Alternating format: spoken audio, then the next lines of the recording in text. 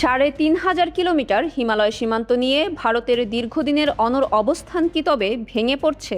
বেইজিংয়ের কূটনৈতিক টেবিলে ভারতের শেষ পদক্ষেপ ঘিরে তৈরি হয়েছে বড় প্রশ্ন। চীন কি অবশেষে নিজেদের সুবিধাজনক শর্তেই সীমান্ত সমীকরণ লিখিয়ে নিতে সফল হচ্ছে? সম্প্রতি চীনের রাজধানী বেইজিংয়ে ভারতের জাতীয় নিরাপত্তা উপদেষ্টা অজিত দোভাল এবং চীনের পররাষ্ট্রমন্ত্রী ওয়াং ই এক গুরুত্বপূর্ণ আলোচনায় বসেন।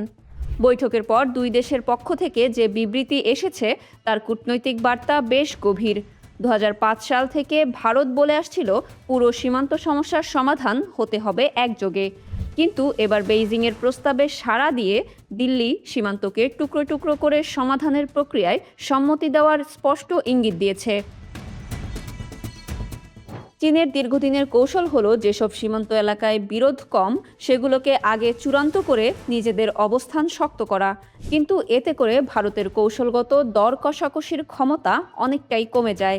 এতদিন ভারত এই টুকরো নীতি প্রত্যাখ্যান করলেও সাম্প্রতিক যৌথ বিবৃতিতে দিল্লির পিছু হটার ছবিই স্পষ্ট হচ্ছে। বিশেষজ্ঞরা বলছেন এতে চীনের ভূরাজনৈতিক ও সামরিক অবস্থান আরও শক্তিশালী হলো।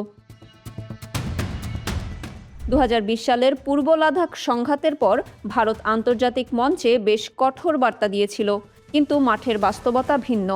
সীমান্ত জুড়ে চীন নিজেদের সামরিক ঘাঁটি ও পরিকাঠামো এতটাই মজবুত করেছে যে কূটনৈতিক টেবিলে বেইজিং এখন চালকের আসনে।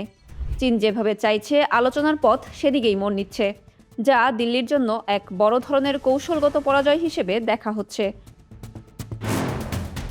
যুক্তরাষ্ট্রের সাথে কৌশলগত অক্ষ তৈরি করেও কি হিমালয় সীমান্তে চীনের এই সুদূর প্রসারী চাল ঠেকানো সম্ভব হচ্ছে না?